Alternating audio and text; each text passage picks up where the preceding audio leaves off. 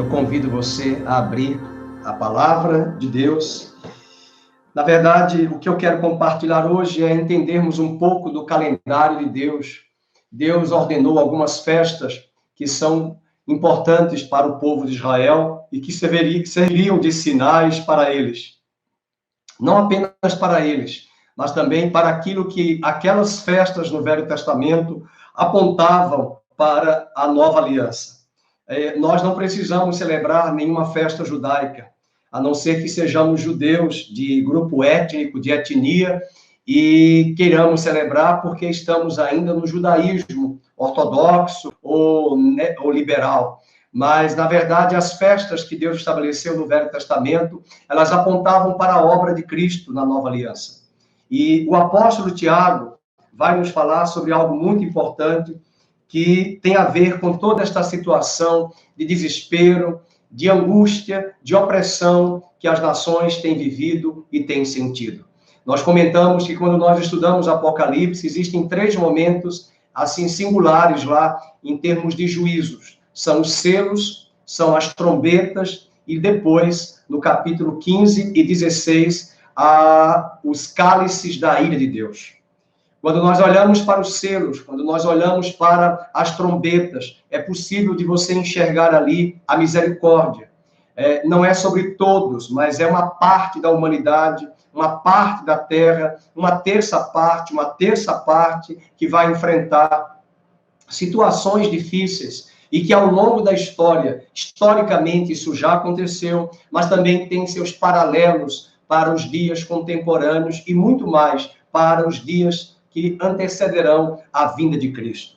O apóstolo Tiago nos diz no capítulo de número 5, vamos abrir 5, verso de número 7. Sede, pois, irmãos, pacientes até a vinda do Senhor. Sejamos pacientes até a vinda. Essa palavra vinda em grego é uma palavra que quer dizer parúsia. A palavra parúsia em grego está traduzida na nossa Bíblia em versão portuguesa como a manifestação do dia do Senhor. Não seria um dia de 24 horas, mas seria um dia da presença do Senhor, da intervenção do Senhor, da chegada do Senhor para solucionar e resolver todas as coisas que estavam debaixo do pecado e do caos. Capítulo de número 5, verso 7 diz: eis que o lavrador aguarda com paciência o precioso fruto da terra, até receber as primeiras e as últimas chuvas. Até receber as primeiras e as últimas chuvas. O lavrador aguarda com paciência o precioso fruto da terra. Alguns estão falando que está travando, talvez, a transmissão. Verifica-se no seu computador, tem muitos arquivos, muitas páginas abertas. O ideal seria fechar todas elas. Vou tentar fechar todas aqui, todas as páginas que estão abertas para que nós possamos não ter nenhuma interrupção à janela do YouTube ou do seu navegador no celular, que você está, seja no Android, seja no celular da Apple, do iPhone, se você tem no iOS a questão de todas as páginas abertas. Fecha todos os aplicativos para que não haja uma tentativa aí de fechar, travar a navegação. Mas, por outro lado, também, às vezes, se você está em casa e está usando a internet da sua operadora, é normal travar, porque está puxando uma velocidade muito grande de transmissão ao vídeo, de vídeo. Então, é melhor, nessa hora, usar a internet da sua casa e você colocar no seu celular, através da senha do seu provedor de internet para a sua residência, tá bom? Para que não haja um travamento nesse momento. Vamos acompanhar. Então, esse lavrador representado aqui no livro de Tiago é uma figura de Deus Pai, que está desejoso e ávido para colher e fazer essa última colheita. E, geralmente, as colheitas de Israel eram 2, importantíssimas ao longo do ano. As chuvas serôdias, as chuvas temporãs e as chuvas serôdias. concomitante as duas aconteciam no início e no final do ano, respectivamente. As chuvas temporãs, elas traziam a colheita, vinham para trazer a colheita para a festa de Pentecostes, 50 dias após a Páscoa. Mas as chuvas serôdias eram chuvas que vinham mais ou menos ali em setembro, agosto, para trazer a colheita para a celebração da festa dos tabernáculos, onde eles tinham uma colheita muito maior. E é muito interessante isto. Por quê? Porque quando olhamos para as três festas mais importantes do judaísmo, a Páscoa, Pentecostes e Tabernáculos, apenas duas dessas festas se cumpriram. Páscoa se cumpriu em Cristo. Pentecostes também se cumpriu em Cristo, no início da igreja, no nascedouro da igreja, lá no livro de Atos, capítulo 2. E a festa dos tabernáculos, até hoje, é uma festa que não se cumpriu profeticamente na nova aliança, porque ela aponta para a vinda do Senhor. É interessante que essa festa é citada no livro de Zacarias, que é um profeta apocalíptico. É um profeta que traz no último capítulo, capítulo 14, ele menciona várias vezes, naquele dia, o Senhor descerá, o Senhor virá, o Senhor virá. Ele traz o Senhor intervindo na terra, e o último capítulo do capítulo de Zacarias, do livro de Zacarias, que é o capítulo 14, finaliza trazendo a celebração da festa dos tabernáculos, onde as nações vão celebrar e adorar o nome do Senhor. Existe também uma tradição judaica, desde a época de Cristo, que o Messias, quando viesse, ele nasceria na festa dos tabernáculos. Ele viria, não nasceria, ele viria na festa dos tabernáculos. E aqui entra um grande questionamento, que eu não tenho uma resposta para te dar, mas, de fato, Jesus não nasceu em dezembro. Possivelmente, quem sabe, ele tenha nascido entre setembro e outubro do ano que ele nasceu, porque a Bíblia não registra o dia, o mês, mas a Bíblia cita que quando ele nasceu, os pastores estavam com as suas ovelhas animais de noite, lá nos campos.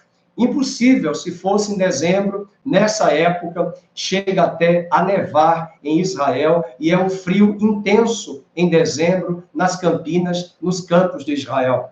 Isso mostra que, possivelmente, e quase com certeza, Jesus nunca nasceu em dezembro, mas quem sabe ele nasceu em setembro e outubro, mas não importa a época em que ele nasceu. O que importa é que todos os dias Cristo pode nascer no coração do homem pecador. E se ele nasceu, Cristo neste homem será a esperança da glória, e a luz de Cristo vai brilhar, não um dia do ano que a cristandade celebra no dia 25, mas todos os dias, luzes estão sendo acesas através da obra expiatória, vicária de Cristo na cruz, quando é aplicada no coração do homem a obra da justificação, da redenção, e pela fé esse homem passa a crer em Jesus e passa a ter a vida eterna, transportado do reino das trevas para o reino do Filho do seu amor. Quando olhamos para as festas, e aqui eu chamo a atenção para você abrir a sua Bíblia no livro de Levítico, capítulo 23. Levítico 23.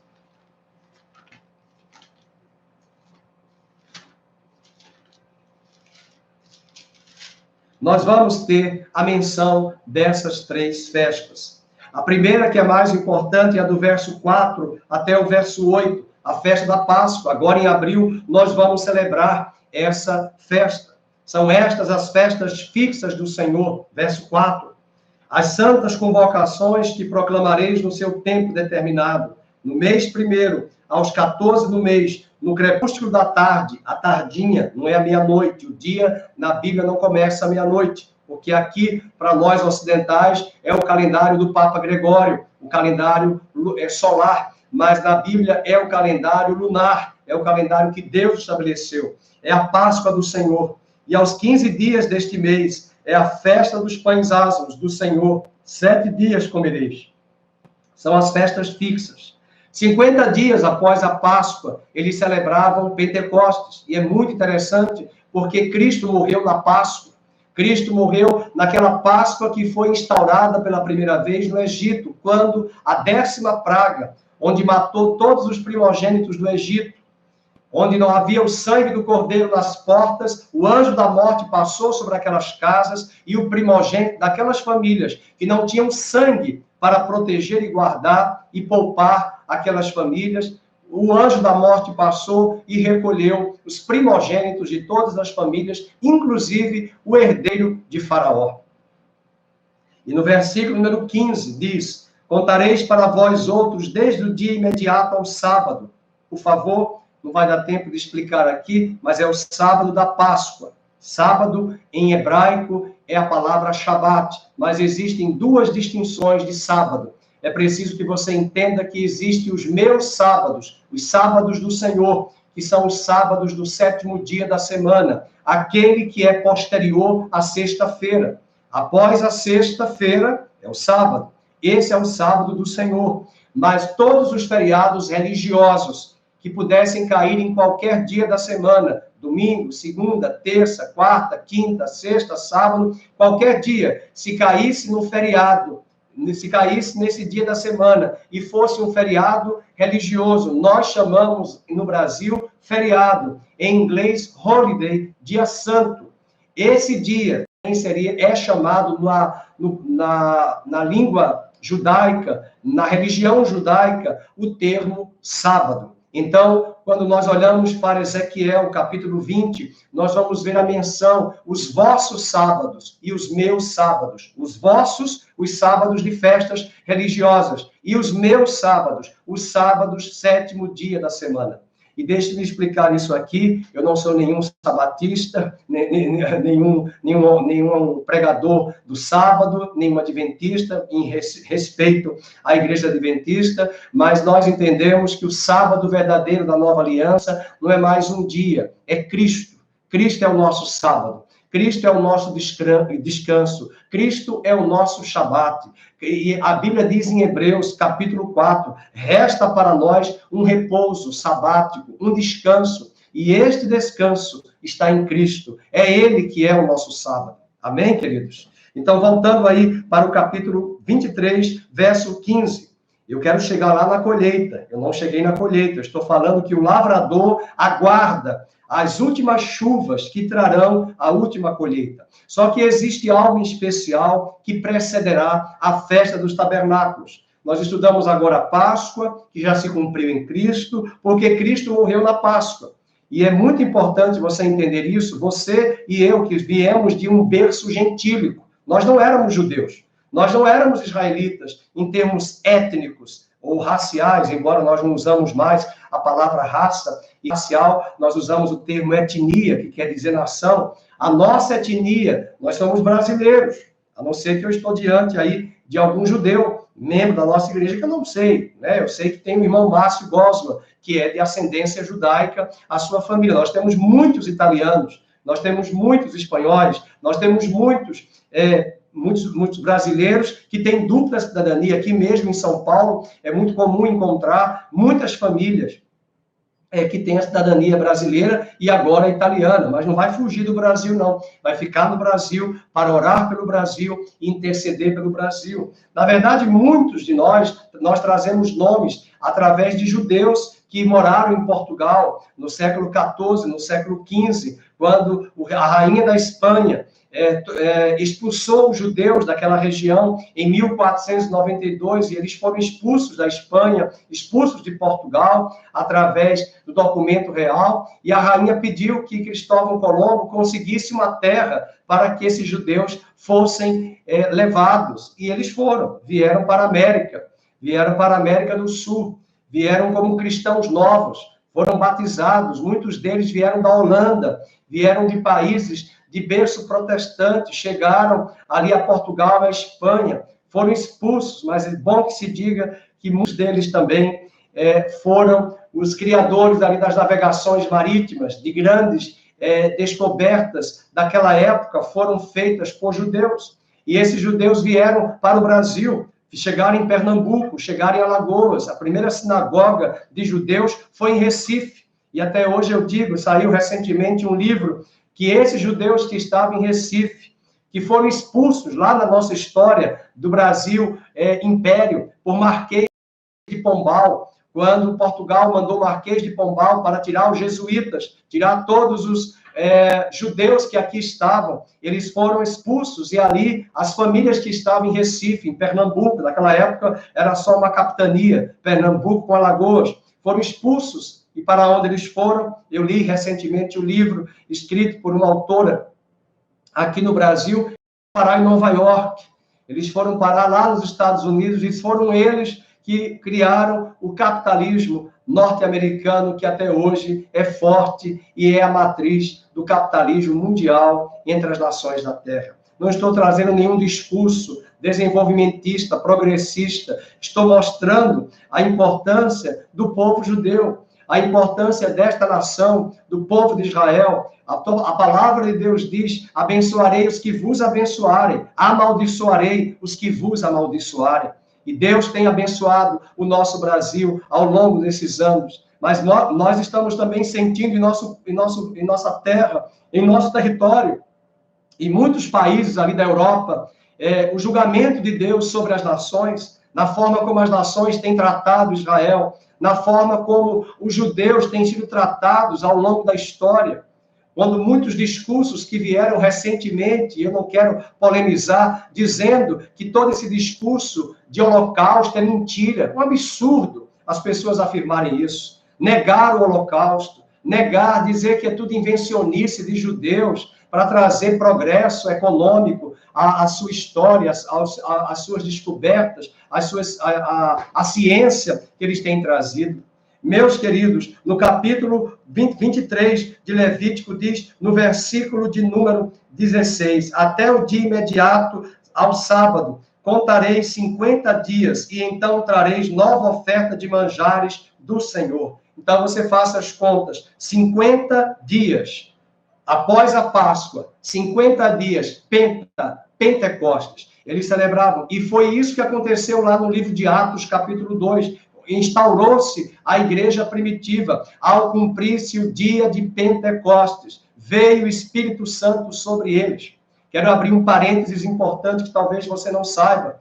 Quando Israel saiu do Egito, meus amados irmãos, eles celebraram a Páscoa.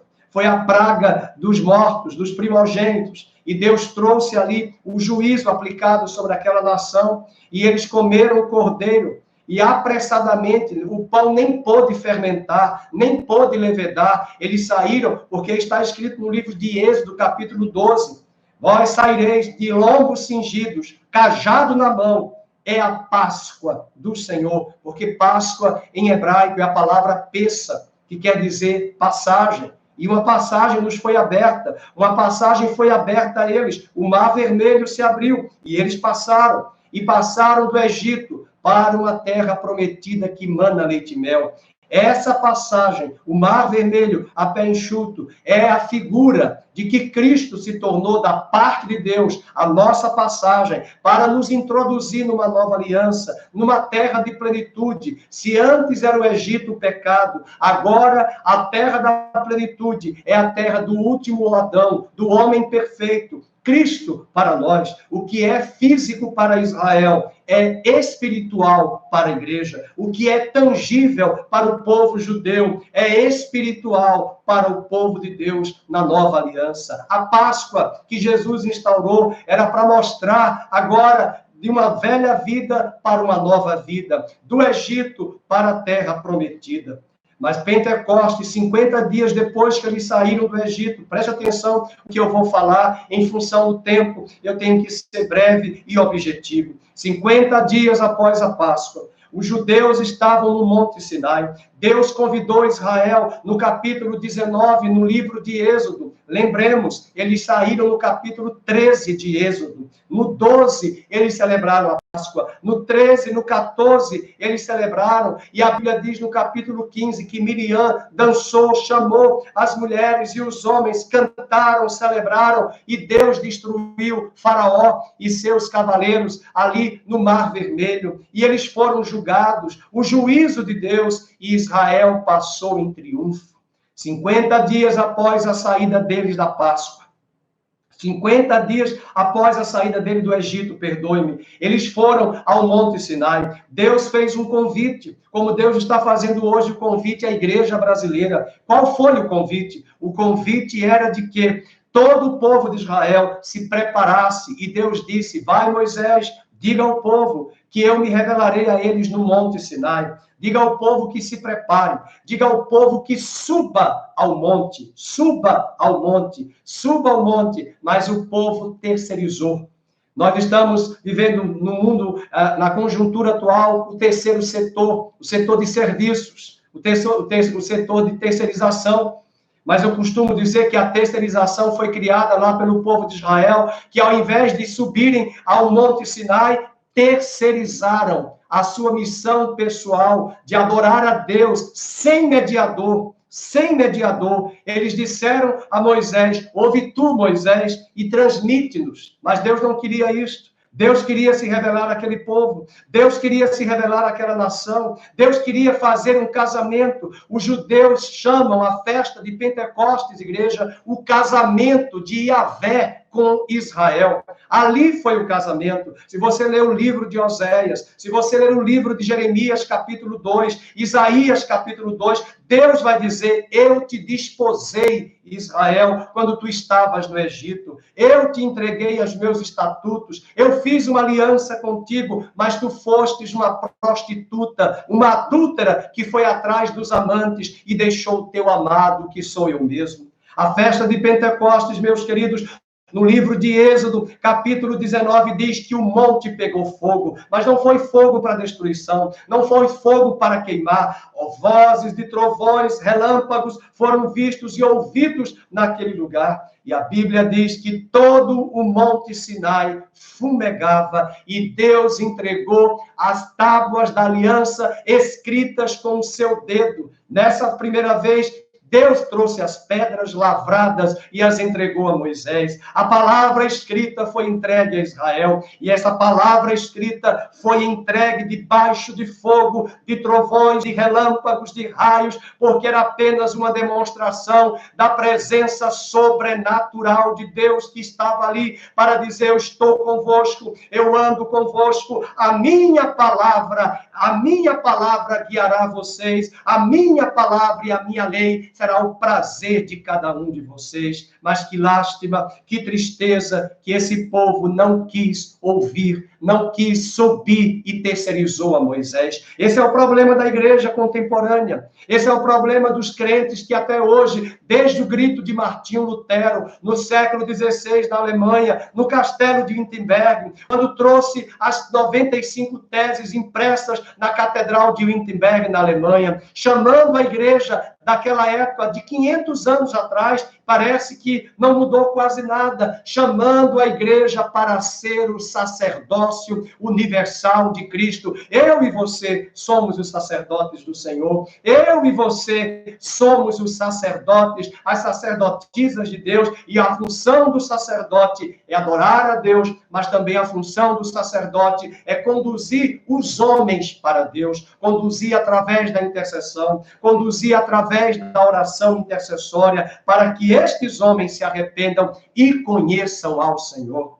Foi na nova aliança que lá no livro de Atos, capítulo 2, preste bem atenção agora, 50 dias após a Páscoa que Jesus celebrou, que Jesus morreu, 50 dias, ao cumprir-se o dia de Pentecostes, veio como um som de trombeta, veio como um som de trovões, e o monte onde eles estavam ali reunidos tremeu, e como que línguas repartidas de fogo foram vistas sobre as cabeças daqueles quase 120 que estavam ali reunidos. E prestemos bem atenção, se lá no Velho Testamento, se lá em Pentecostes, Deus fez o casamento dele com Israel, se lá no Monte Sinai, lá em Pentecostes, após a saída deles da Páscoa, Deus entregou a lei escrita em tábuas de pedra. Na nova aliança, Deus entrega o Espírito Santo, mas o Espírito Santo nada mais é do que o Espírito de Cristo. E Cristo é a palavra viva, e Cristo é a palavra escrita, e é esta palavra, através do Espírito Santo, que é entregue ao coração daqueles 120 para cumprir a profecia de Jeremias, que diz: vem dias, diz o Senhor, ó casa de Israel, em que não mais farei uma aliança, como eu fiz com os vossos pais, lá no deserto, lá no Monte Sinai.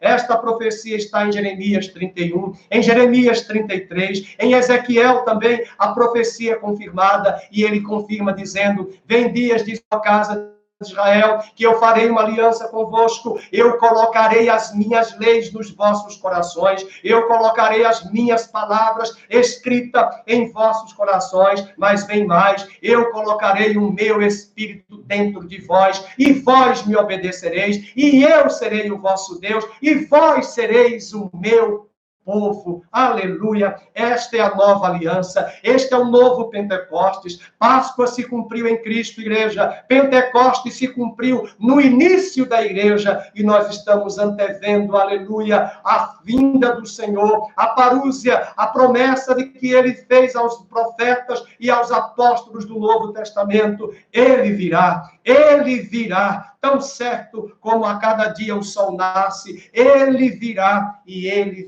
e trará uma grande colheita de almas na festa dos tabernáculos. A sua vinda será precedida por juízos, por trombetas, por admoestações, por exortações, para tentar tirar as nações da comodidade, da apostasia, da alienação, do pecado, do engano, da sedução de Babilônia às nações da terra. Deus removerá o véu, Deus arrancará o engano das nações, Deus trará suas trombetas, seus juízos, seus selos para admoestar. E agora vocês vão ver que a festa de tabernáculos é uma festa que é precedida por duas festas importantes. Antes de tabernáculos, temos o dia do Yom Kippur e o dia do Rosh Hashanah. Yom Kippur é o dia do perdão.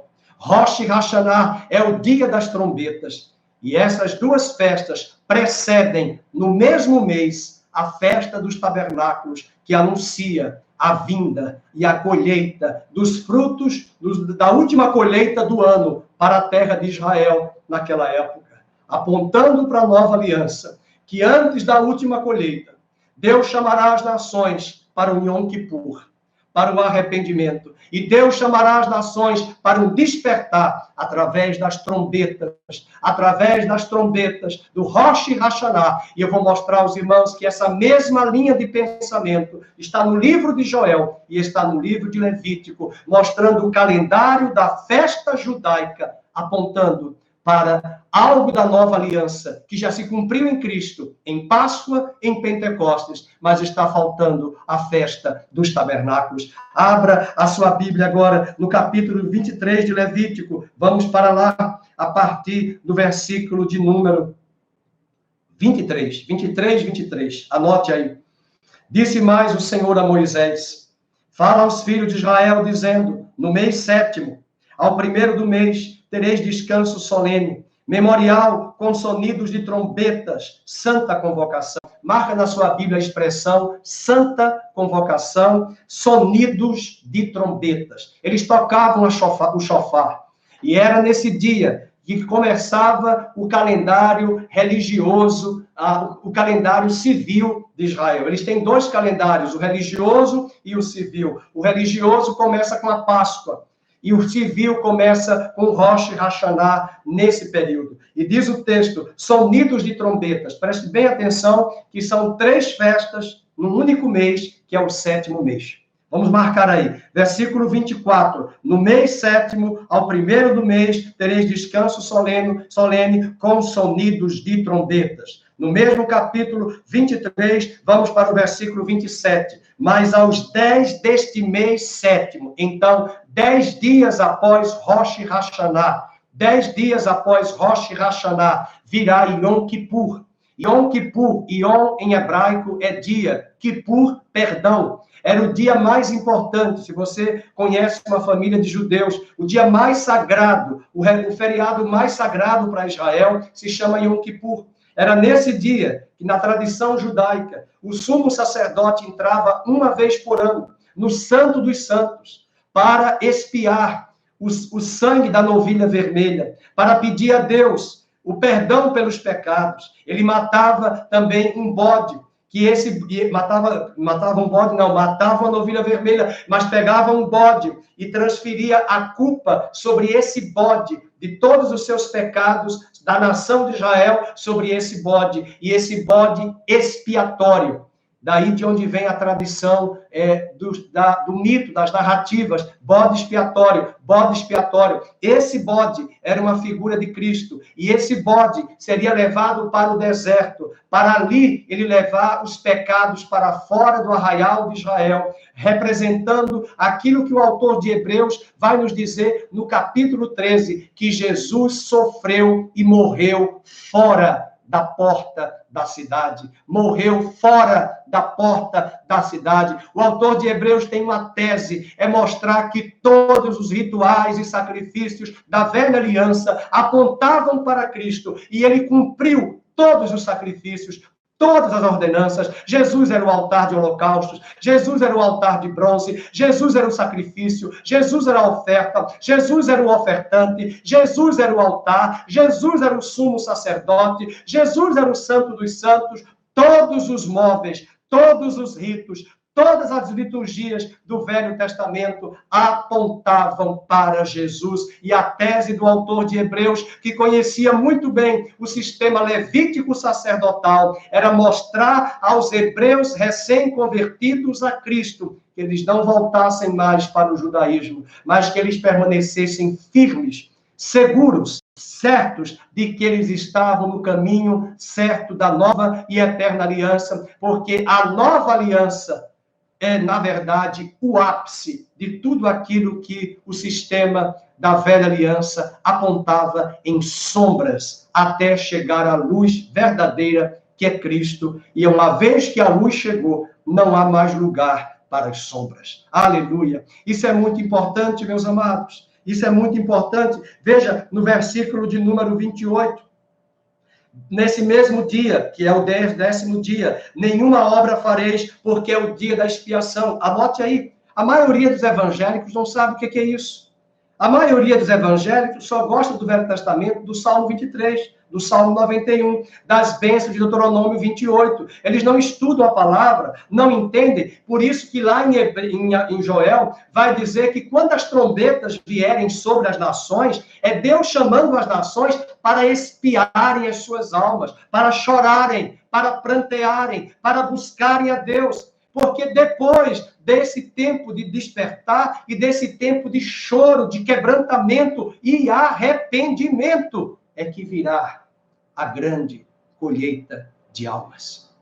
Quantas pessoas se converteram neste Brasil? Eu lembro quando a dona Zélia Cardoso de Mello, que infelizmente ela fez aquilo, reteve o dinheiro do Brasil assim que o governo Collor foi eleito, e ela, como ministra da Economia, mais confusa do que qualquer outra coisa, nem mesmo transmitia segurança aos telespectadores que acompanhavam o plano que ela havia trazido na economia, reteve o dinheiro. Eu vi muitas pessoas que se suicidaram. Mas foi uma das épocas que mais pessoas se converteram na nossa nação brasileira, porque quando o bolso é apertado e o desespero chega, é nessa hora que muitos vêm buscar ao Senhor. Eu quero abrir um parênteses. Os irmãos lembraram daquela cena do carnaval do ano passado, quando Satanás ganhou em relação a Cristo, colocando no desfile de escola de samba? Ontem eu recebi uma mensagem no Instagram, alguém dizendo assim, a fatura chegou. A fatura dessa conta de Satanás espetando Jesus e destruindo Jesus, entre aspas, ela chegou, porque nós não podemos brincar com as coisas de Deus. Nós não podemos afrontar a santidade de Deus. Nós não podemos afrontar o nome de Deus. E esta nação, chamada Brasil, que tem um projeto no coração de Deus para uma grande obra missionária, um celeiro de missionários entre as nações da terra, precisa se arrepender. Nos últimos anos, o nível de imoralidade, o lixo de imoralidade que este Brasil tem semeado, as legalizações de práticas abusivas contrárias à palavra de Deus, porque não é a cultura e não é a lei do judiciário do Brasil que é a baliza para a igreja. A baliza para a igreja se chama a palavra de Deus, a palavra de Deus que é eterna. Os homens podem mudar, as gerações podem mudar, as culturas podem mudar, mas Deus diz em Malaquias: eu, o Senhor, não mudo. Então, nós precisamos entender que Deus vai trazer um arrependimento, Deus vai trazer um batismo de arrependimento às nações, e isso só vai ser possível lá no livro de Joel, quando nós entendermos as festas fixas que Deus estabeleceu. Páscoa já se cumpriu, Pentecostes já se cumpriu. Vamos voltar para o 7º mês, revisando, versículo 24, no mês 7º. No mês 7º, no primeiro dia. Versículo 27, no mês 7º, no 10º dia. Agora vamos para o versículo 33. Disse mais o Senhor a Moisés: fala aos filhos de Israel, dizendo: aos 15 dias deste mês 7º, 15 dias deste mês 7º, será a festa dos tabernáculos. E aqui, queridos, a festa dos tabernáculos é uma festa de alegria. São 8 dias de festa.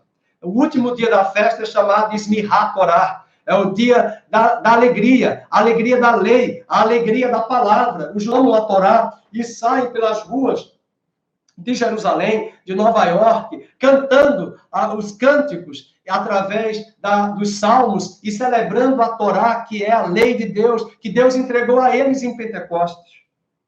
Eu não vejo essa muita alegria na igreja pela palavra. Eu vejo uma alegria hoje na igreja pelos shows, pelos cantores, pelos grandes testemunhos. Eu vejo muita gente dormindo na hora da pregação da palavra. Eu vejo muita gente cochilando na hora da pregação da palavra. Eu vejo muita gente fugindo da escola bíblica. É por isso que nós estamos no analfabetismo funcional. É por isso que quando as tragédias e as trombetas e os selos e os juízos de Deus chegarem sobre a terra, muitos vão dizer assim: mas eu não aprendi dessa forma. Olha, não aprendeu porque você não conhece as Escrituras. E a Bíblia diz: errais em não conhecer as Escrituras, nem o poder de Deus. Portanto, no Velho Testamento, a festa de Pentecostes, que era de tabernáculos, no 7º mês, ela era precedida por 2 festas. Vamos lembrar aí, verso 24. A festa do Rosh Hashanah, que é o dia das trombetas, e a festa do Yom Kippur, o dia do perdão. Versículo 27. Vamos pegar aqui uma frase importante para entendermos lá Joel. Será o dia da expiação, tereis santa convocação. Marque isso na sua Bíblia agora. Afligireis, marca isso e lê em voz alta. Afligireis a vossa alma. Afligireis a vossa alma. Afligir. Nossa, pastor, o senhor está dizendo que eu tenho que me afligir agora, do nada? Não. É afligir, chorar pelos nossos pecados. Chorar pelas nossas misérias. Chorar pela nossa nação. Eu não estou vendo ninguém aí fora no Brasil pensando assim, perguntando para si mesmo. Eu espero que os crentes façam isso. Das nações eu não posso nem esperar muito, porque se eu estivesse lá eu faria até pior. Eu digo por mim. Eu não vou exigir das pessoas aí fora, mas deveria agora as pessoas aí fora perguntarem a si mesmas: Senhor, aonde nós temos errado? O que temos afrontado? O que é que este Brasil, nos últimos anos, tem legitimado de práticas abomináveis a Deus? O que é que esta nação tem afrontado? Meus irmãos, eu falava ontem, e é verdade, existe um espírito de rebeldia nas nações. De rebeldia. As pessoas hoje elas não respeitam mais nenhuma autoridade. Ora, se não respeita pai, se não respeita mãe, se não respeita professor, se não respeita avô, avó, como é que vai respeitar um pastor, um padre, um presidente da República e um governador? Mas eu queria dizer que um dos pecados que a igreja tem que se arrepender é o orgulho, a soberba, a autossuficiência e o desprezo às autoridades. A geração que está vindo aí, essa geração de 20 anos, elas não sabem o que é submissão à autoridade. Aliás, eu digo porque eu vejo isso na igreja e nos alunos. As pessoas chamam, na prática jurídica, os juízes de você. Querido, você tem que ter hierarquia, respeitar a hierarquia. É meritíssimo, é Vossa Excelência, é o Senhor, é a Senhora, não é você. Não é você. Mas é algo que é tão comum na sociedade que as pessoas não sabem se referir, nem mesmo numa carta.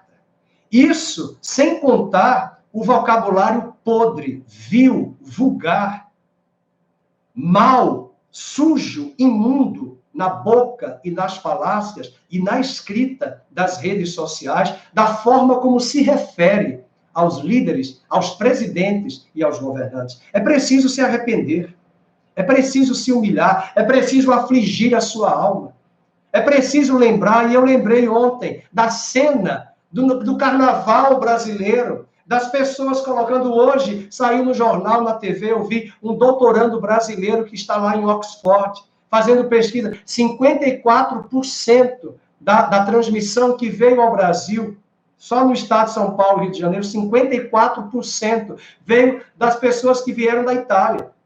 E ele diz, e vieram em fevereiro e março. E muitos deles vieram o quê? No carnaval. Agora, e se o presidente tivesse dito, e o governador de cada estado dissesse, não vai ter mais carnaval? Nossa, eu acho que seria uma bomba atômica no Palácio do Planalto e em algumas cidades do Brasil. Né? Por quê? Porque é a nossa festa, é a festa da carne, é a festa do prazer, é a festa da luxúria, é a festa da bebedice, e é a festa que logo depois tem aborto. É a festa em que muitos casamentos, famílias são desfeitas. Eu vi no carnaval, quando eu era adolescente, casados, noivos, tirarem a aliança e dizer, ó, agora eu vou viver a minha vida, depois a gente decide o que é que nós vamos começar, o que é que nós vamos fazer. É isso que nós precisamos nos arrepender. Deus nos chama para um arrependimento. Deus nos chama para um arrependimento através dos nossos atos, das nossas palavras, da legitimidade que esta nação deu através de juízes, de governantes, de presidentes nos últimos anos, afrontando a ira de Deus sobre esta nação. É só ler as maldições. Não, os crentes só querem as bênçãos. Leia as maldições no livro de Deuteronômio 28. Maldito aquele, maldita é a nação, maldito é o povo, maldita é a nação que faz isto, maldita é a nação. É maldito, é maldito. E não adianta dizer que todos são filhos de Deus, que todos estão debaixo, que Deus é pai. Não, isso aí é de gente que tem leitura superficial. É um pintor de parede comparado com um pintor da Capela de Sistina. É gente que não sabe de nada. É só você entrar nas redes sociais e ver os achômetros. Eu não quero saber de achômetro. Quando a gente vai dar uma posição, é preciso ter pressupostos. É preciso ter pressuposições já prévias, estabelecidas, para dizer, ó, eu me sustento nisso aqui. Cientificamente, racionalmente, eu me sustento nisso aqui. E a igreja precisa se arrepender disso. Da forma como a lógica deste mundo está na mente dela. Da forma como a lógica do sistema de pensamento deste mundo está na igreja, em nossos filhos, em nossos jovens, em nossas universidades, nas escolas, inclusive evangélicas e cristãs. Na forma como muitos pastores se portam de púlpito, trazendo mensagens de autoajuda, humanistas. Pastores que nem creem mais que Deus faz milagres, que Deus faz curas. Pastores que agora deixaram de pregar a palavra para fazer coach, para fazer inspiração, dando ânimo, mas o ânimo vem do Senhor. Eu não quero a autoajuda, eu quero a ajuda do alto, com L maiúsculo e A maiúsculo. É isso que nós precisamos nos arrepender. Vamos agora para o capítulo de Joel. Capítulo de Joel. Livro de Joel, na verdade. Joel é um livro pequeno, mas ele traz as três festas. Ele traz as três festas.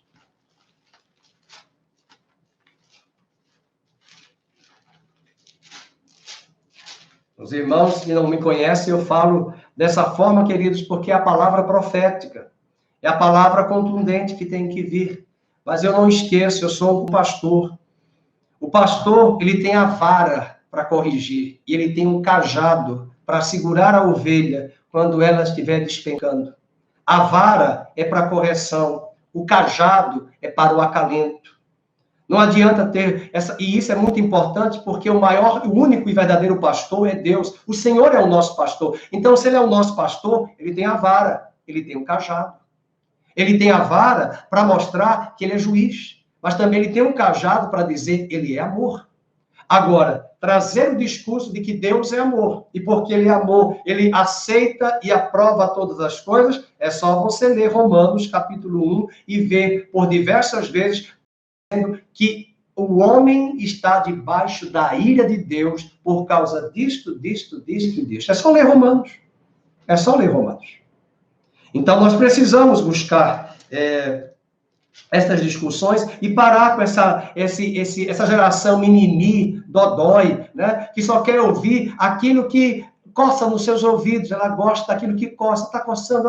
Traz um afago, eu quero ouvir isto. Não, Deus é amor, Deus é juiz.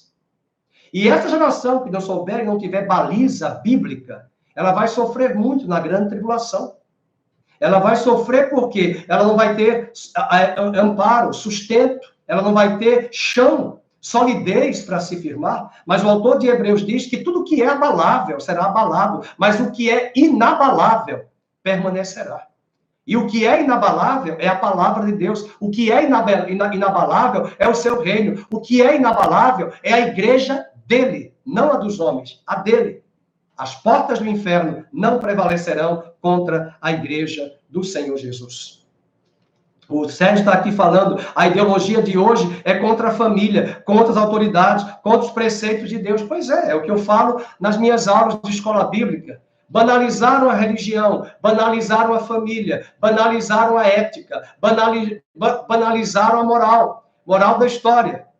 Quando vier a crise, você vai se ancorar aonde? Porque se você não tiver nada sólido para se sustentar, vai cair. E é isso que vai acontecer. E até os filósofos ateus escreveram, e tem escrito um dos grandes filósofos, um ateu, que eu sou admirador, ele morreu há uns 3 anos atrás. O Zygmunt Bauman. Ele trouxe um conceito, a sociedade líquida. É o nome de um dos seus livros. Um livro dificílimo de ler, é filosófico, muito profundo, o discurso. Tudo dele é líquido. Ele trouxe o conceito de que o mundo contemporâneo não tem nada sólido para se agarrar. E era um ateu falando. Ele quer mostrar o seguinte, se tudo vai se liquefazer, quando vier a crise, aonde eu vou me sustentar? Sabe aonde é que vão se sustentar? Que Deus nos livre. O suicídio, o envenenamento, o desespero, o terrorismo. E é isso que está acontecendo no planeta. Porque o homem ceifará aquilo que ele semear.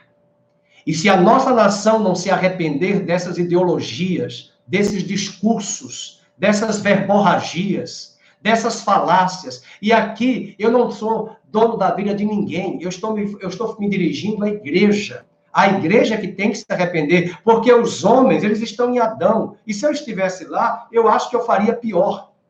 Paulo disse que ele era o pior de todos os pecadores. Então, eu não estou aqui com espírito de arrogância para julgar quem quer que seja lá fora, porque eles estão na ignorância. Eles são regidos pelos principados e potestades, conforme Efésios capítulo 2. Mas Cristo nos resgatou do pecado, nos resgatou do reino das trevas, da ignorância, para o reino da sua luz.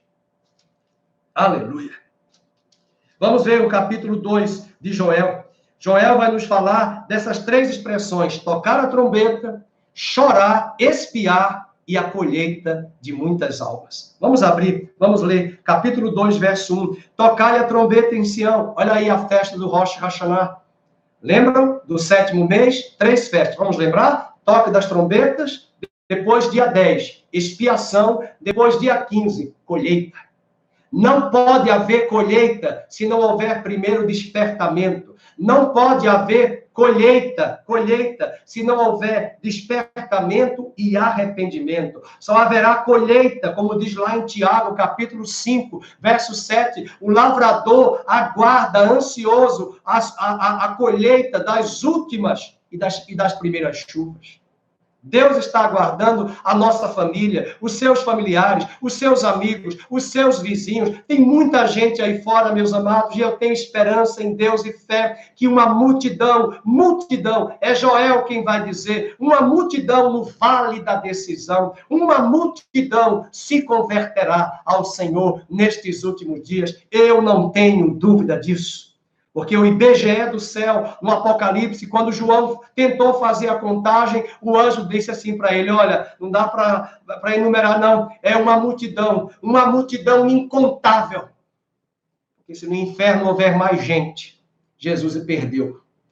Eu prefiro crer que uma multidão, e eu estou me referindo à multidão a somatória de todos os séculos, de todas as gerações deste planeta, uma multidão inumerável, indescritível, que João catalogou e registrou no livro do Apocalipse de uma grande colheita de almas.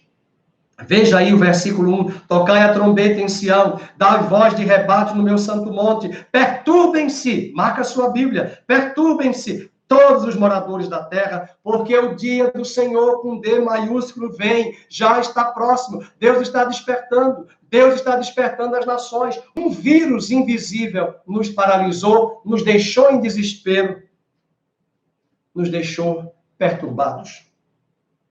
Versículo 2 diz que esse dia de despertamento é um dia de escuridade, é um dia de densas trevas, é um dia de nuvens, é um dia de negridão. E com a alva por sobre os montes, assim se difunde um grande povo e poderoso, qual desde o tempo antigo nunca houve, nem depois dele haverá, pelos anos adiante, de geração em geração. Aleluia. Depois, no mesmo capítulo 2, ele vai falar agora da expiação. Primeiro é a trombeta, agora é a expiação, agora é choro, agora é arrependimento, agora é quebrantamento.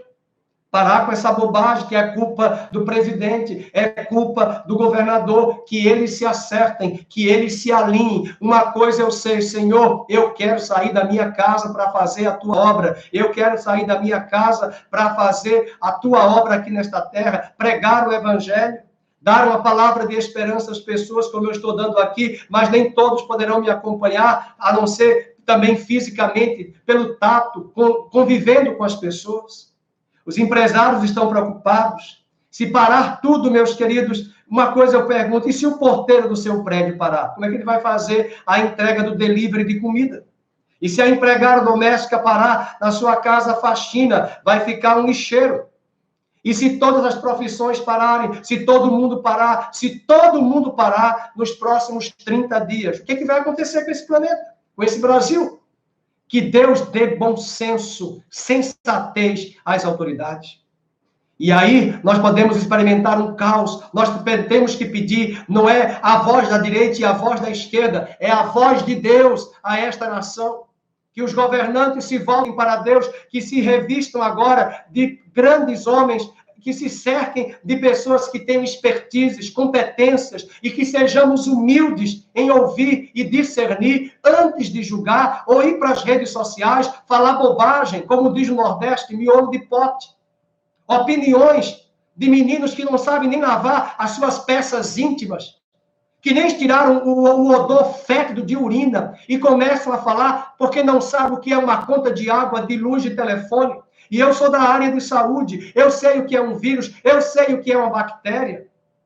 E vamos desprezar agora a autoridade do país porque falou da dimensão vertical para a horizontal? Não, o que quer dizer com isso? Procura saber, vai antes de dar opinião. Nós temos que ter discernimento. Não é ficar discutindo isso, meus queridos. É pedir a Deus misericórdia, orar pela nação, orar, ver o que está acontecendo em outros países. Ver o que está acontecendo em outros países. E eu entendo a necessidade da quarentena, sim. Eu não quero ser contagiado, ser contaminado pelo vírus. trazer para a minha família, para os idosos, de forma alguma. Então, não é hora de ficar, a gente tem que pensar com equilíbrio, ficar em silêncio, aquietai-vos e saber que eu sou Deus e ouvir as vozes, não é ouvir os WhatsApps, é ouvir a voz de Deus e peneirar o que as autoridades estão falando e pedir a Deus que Deus quebre essas vaidades, essa exuberância política, esse exibicionismo. Que Deus traga a eles o arrependimento, e arrependimento à igreja brasileira.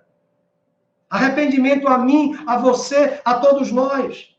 Veja o capítulo 2, verso de número 13, aí sim, versículo 12. Ainda assim, agora mesmo, diz o Senhor, convertei-vos a mim de todo o vosso coração, com jejuns, com choro, com pranto. Olha aí a expiação. Rasgai o vosso coração, não as vossas vestes. Convertei-vos ao Senhor vosso Deus, porque Ele é misericordioso, compassivo, tardio em irar-se, grande em benignidade e se arrepende do juízo, não é do mal. Deus não criou o mal, como diz lá em Isaías, o mal lá é juízo, julgamento. Versículo 16, e para isso ele diz, nesse momento de expiação, você sabe o que é que os judeus fazem no Yom Kippur? É o dia mais sagrado. Eles nem acendem a lâmpada, nem apagam se começou o dia do Yom Kippur. Não tomam água, não comem nada. É o dia mais sagrado, é jejum absoluto, jejum total, é arrependimento, é silêncio, mas não adianta fazer isso de aparência de piedade. Por isso que o Joel vai dizer, rasgai, não é as vestes físicas, é o coração. Rasgai o coração. E ele volta de novo no versículo 14. Quem sabe não se voltará e se arrependerá. Verso 15, ele volta para a trombeta, para o despertamento. Tocai a trombeta em Sião, promulgai um santo jejum, proclamai uma assembleia solene. Congregai o povo, santificai a congregação, ajuntai os anciãos, reuni os filhinhos e os que mamam, sai o noivo da sua recâmara e a noiva do seu aposento. Aqui está dizendo que até os casais que estavam programando para casar, aqui no livro de Joel, esquecem lua de mel. E eu sei até de alguns casamentos que pararam.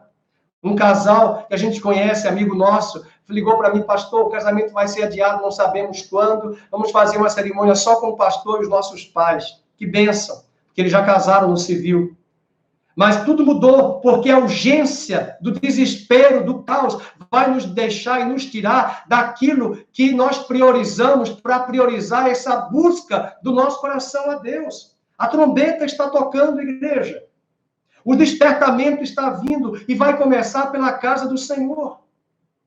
Mas também quebrantamento, que era típico do Yom Kippur, do 10º dia. Verso 17 também diz, acompanhe, chorem os sacerdotes, ministros do Senhor, entre o pórtico e o altar, poupa o teu povo ao Senhor, não entregues a tua herança ao opróbrio. Deus está chamando para chorar, Deus está chamando para chorar. E aqui, queridos, eu não sou nenhum profeta de terrorismo, de desespero, pelo contrário, nem quero ser, que Deus me livre disso. Mas eu quero chamar a sua atenção.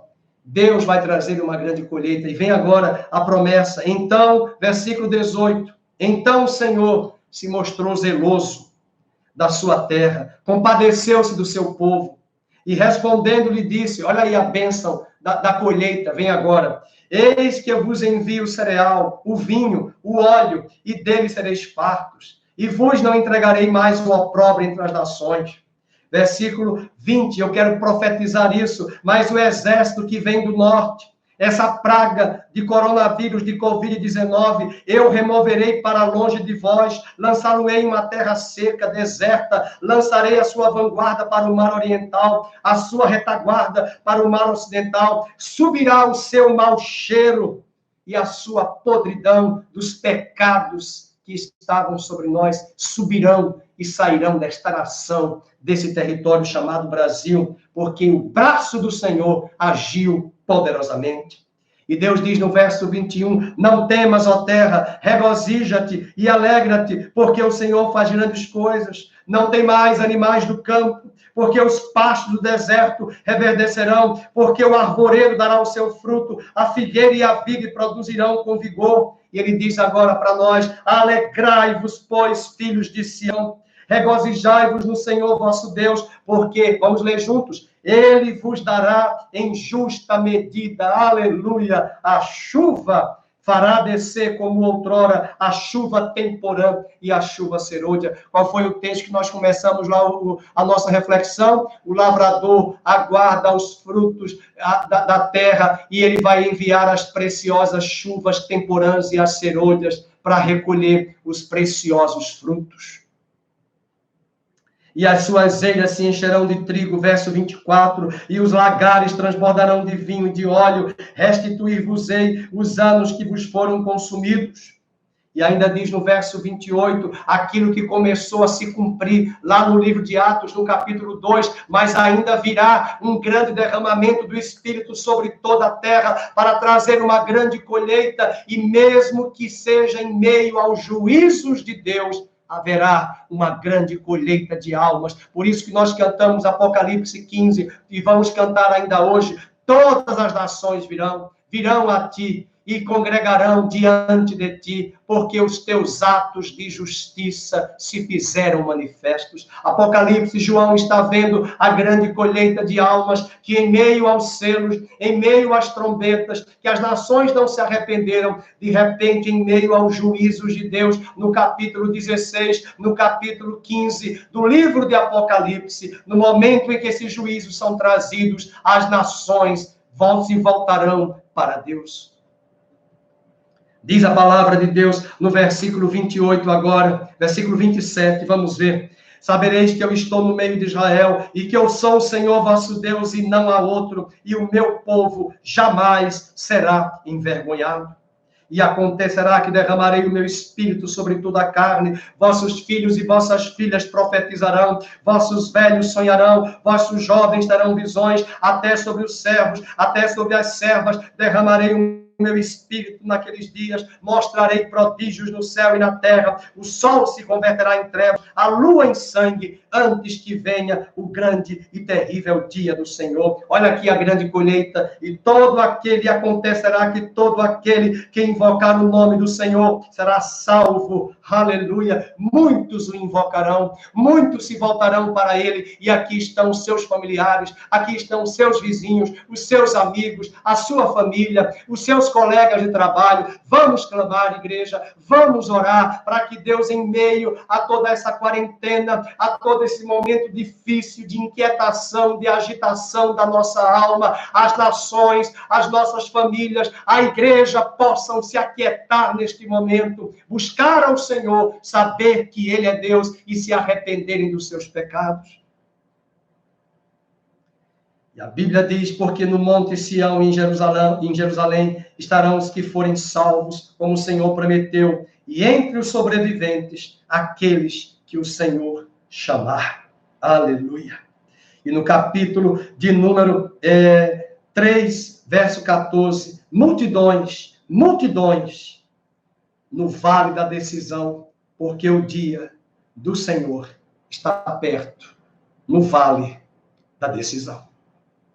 É interessante que após ele falar isto, os versículos posteriores são os mesmos que nós acabamos de ler no capítulo 2. E diz o verso 15, o sol e a lua se escurecem, as estrelas retiram seu resplendor, o Senhor brama de Sião, e se fará ouvir de Jerusalém, e os céus e a terra tremerão, mas o Senhor será o refúgio do seu povo, e a fortaleza dos filhos de Israel. Eu finalizo com este versículo. Finalizo dizendo, para reacender a chama da sua fé em Cristo. E eu espero que esta palavra seja de profunda edificação à sua vida, não de desespero, fortalecendo a sua fé, mostrando que o Deus a quem servimos é um Deus de plano, é um Deus de planejamento, estratégico, é um Deus que tem propósitos, é um Deus que estabeleceu festas fixas, que já cumpriu a festa da Páscoa, já cumpriu a festa de Pentecostes, estará por cumprir em breve a festa dos tabernáculos, a vinda gloriosa do Senhor, e a sua vida será precedida por despertamento na igreja, nas nações, também será precedida por um profundo batismo de arrependimento, tal qual João Batista disse, preparando o primeiro ministério, o ministério terreno de Jesus. Arrependam-se, arrependam-se. E quando as nações, e quando a igreja estiverem despertadas, com o coração arrependido, e isso acontecerá em meio aos juízos de Deus, provaremos de uma grande colheita. E aonde você quer ficar? Na glória?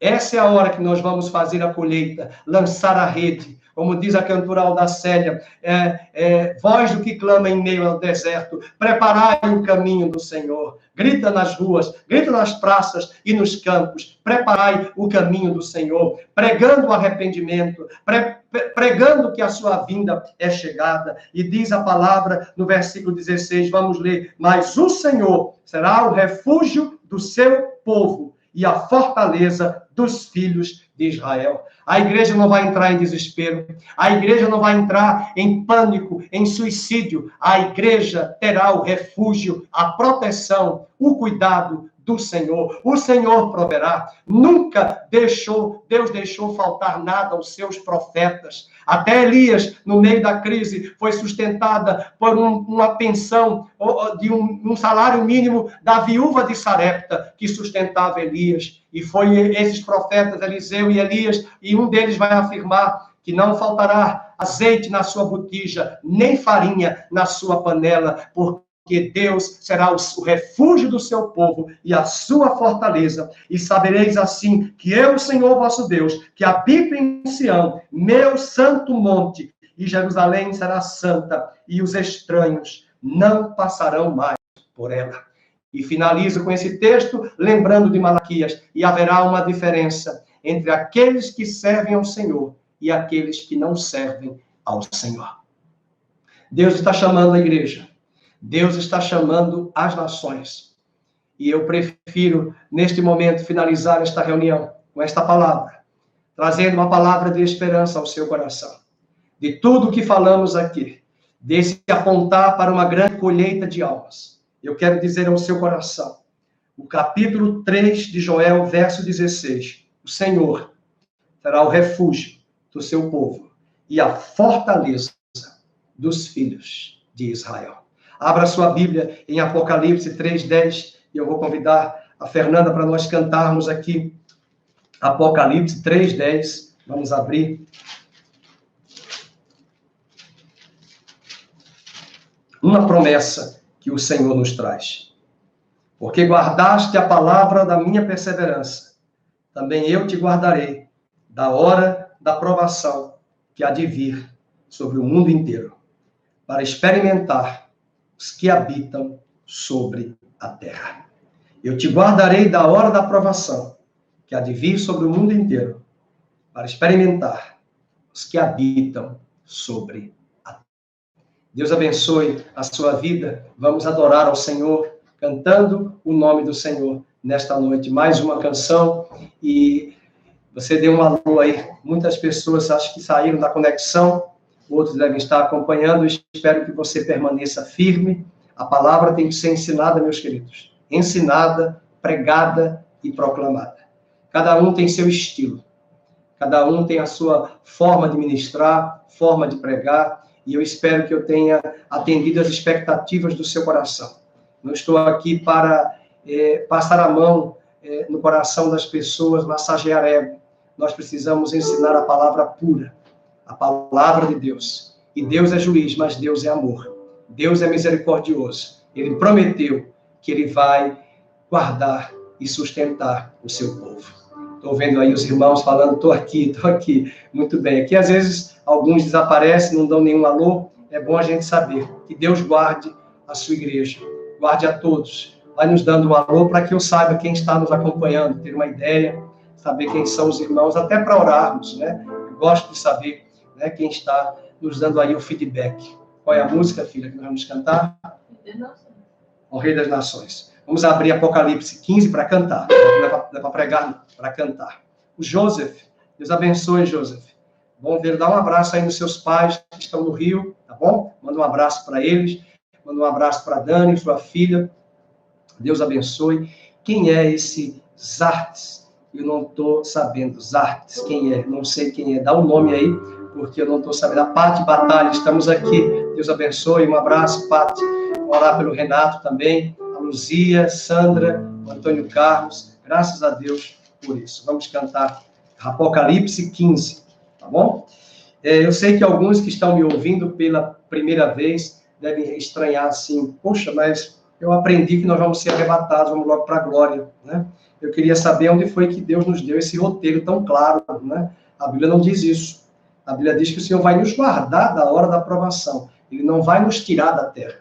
Ele vai guardar o seu povo. Ele vai guardar os seus profetas. E o livro de Apocalipse, capítulo 15, fala desse momento em que os juízos virão e as nações vão se voltar para ele. Vamos. Grandes são as tuas obras.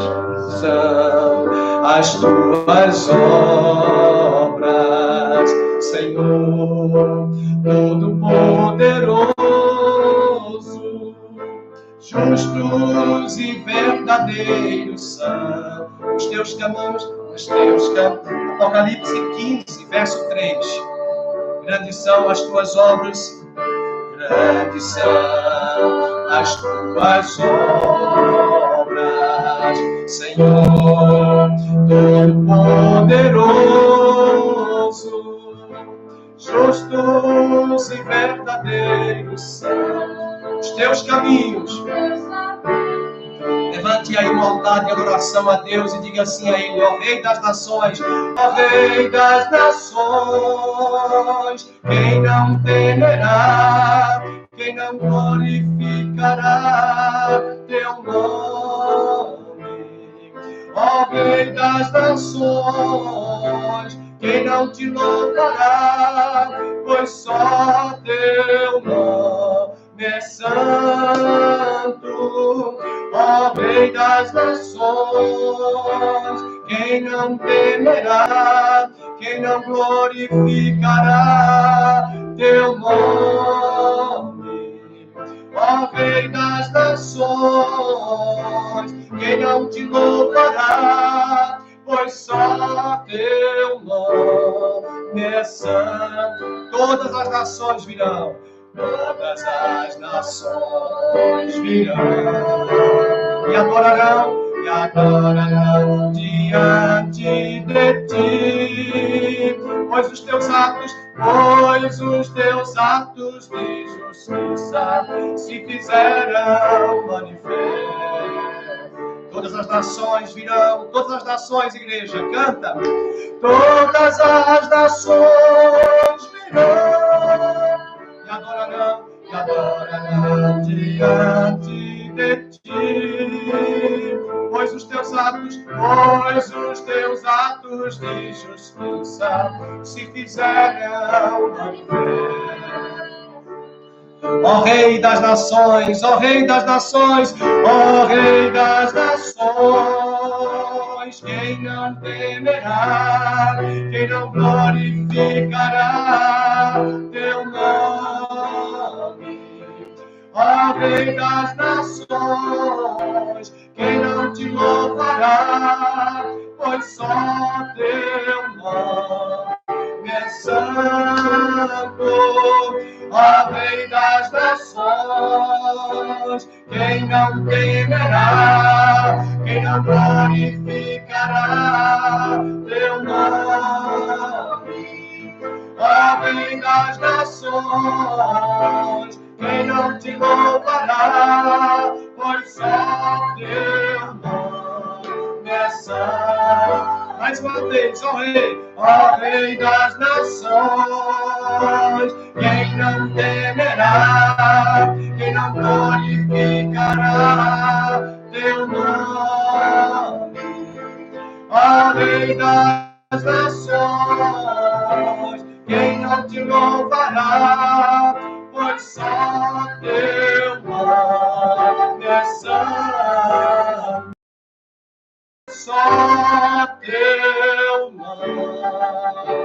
é santo.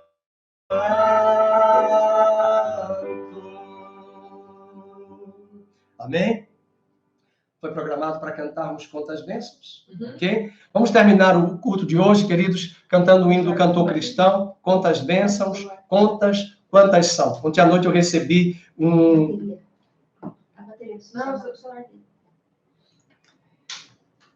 ontem à noite nós recebemos uma mensagem, né, um vídeo de um cantor, dois cantores americanos cantando esse hino tão conhecido, e a versão em português é quase a mesma da versão em inglês, que é do hino do cantor cristão. Quantas bênçãos, quantas são.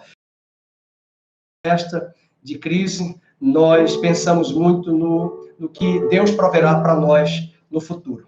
Mas vamos lembrar de como Deus tem cuidado de nós até aqui. O Senhor é o mesmo ontem, hoje e será eternamente. Então vamos lembrar, e quando cantarmos esta canção, ao invés de sermos ingratos, vamos ser gratos, contando nos dedos e lembrando, vai ter que ter mais dedos para contar quantas bênçãos, quantas são. Amém? Vamos pegar aí a letra da música. Se você quiser, procura aí no Google essa letra. Se da vida as vagas procelosas são, se podeis talentos juntas tudo vão, quantas muitas bênçãos vizias uma vez, e as de ver surpreso quando Deus já fez. Quantas bênçãos, quantas são recebidas da divina mão.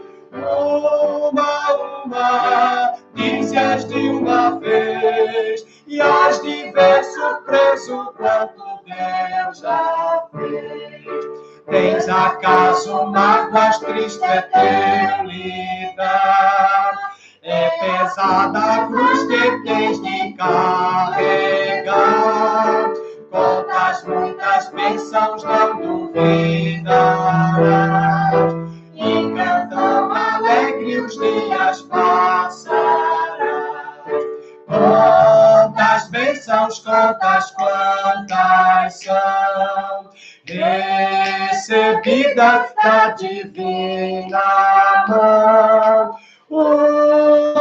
Uma, dize-as de uma vez, e as de ver surpreso quanto Deus já fez.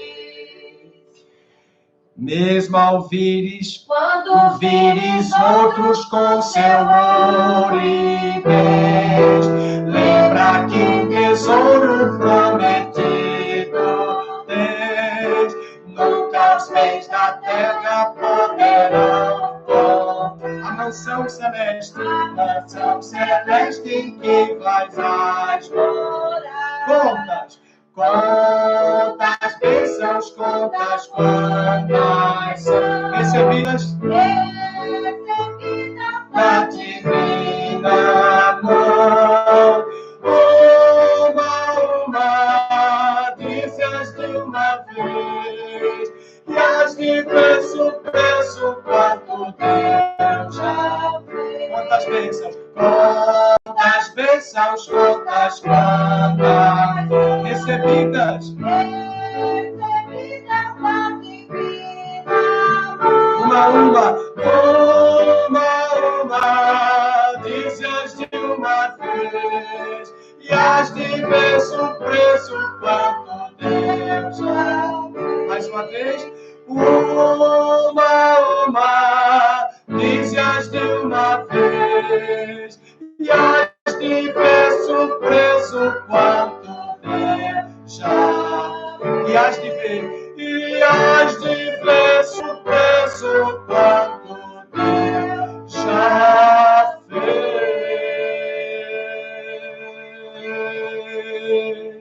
Glória a Deus. Pai querido, nós te louvamos pela tua palavra nesta noite. Te agradecemos pela tua fidelidade, a tua provisão. Te agradecemos por esse tempo tão especial de culto, de quarentena que estamos reclusos em nossas casas. Levantamos um altar de adoração e celebração ao teu santo nome. Colocamos nesta noite a vida do Renato, do esposo da Patrícia, aonde ele estiver agora. Colocamos esta causa que eles sabem, conhecem, e pedimos que o Senhor seja um advogado fiel. Incline o coração daquela pessoa, daquele avaliador, para que seja avaliado teu servo em aprovação diante dos homens, o que já foi aprovado diante dos céus e da tua presença. Oramos para que o Senhor traga a tua graça, a tua provisão, removendo os obstáculos, os empecilhos. Colocamos nesta noite também as causas na justiça. Colocamos, ó Deus, causas na justiça que estão agora diante do Senhor, através dos teus servos, que sejam despachados pelos juízes desta terra.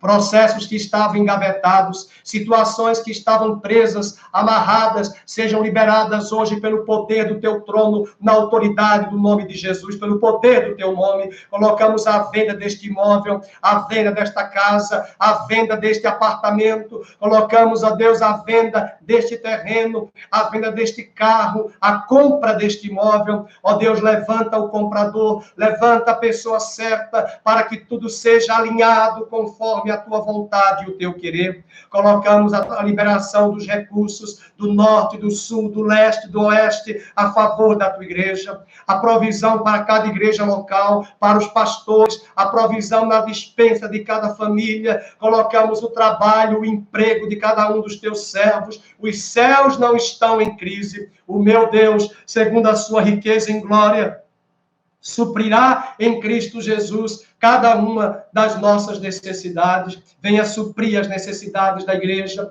venha suprir as necessidades do teu povo, Senhor, venha suprir as necessidades de cada família aqui presente nesta reunião e aonde quer que esta palavra chegue. Colocamos, ó Deus, a filha do Ademir, aonde ela estiver agora, que celebra mais um ano de vida, seja com ela. Te agradecemos pela tua fidelidade e a tua provisão. Em nome do Senhor Jesus, que o amor de Deus, a graça bendita e imensurável do nosso Senhor Jesus Cristo, a doce consolação do Espírito Santo, seja hoje e sempre sobre a Igreja de Cristo na terra. No nome do Senhor Jesus, oramos agradecidos e externamos a tua bênção sobre a tua igreja, no nome de Jesus. Amém e amém.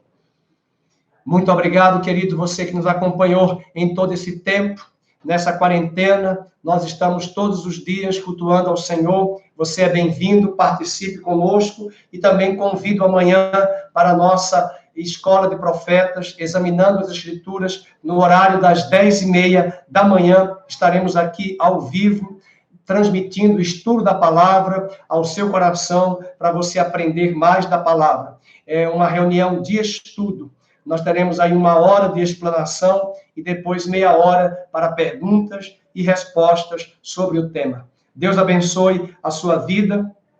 Inclusive, você pode fazer até perguntas do que nós fizemos de reflexão hoje, na aula de hoje ou de ontem, para que essas dúvidas também sejam tiradas em nossa reunião amanhã na Escola de Profetas, no nosso site.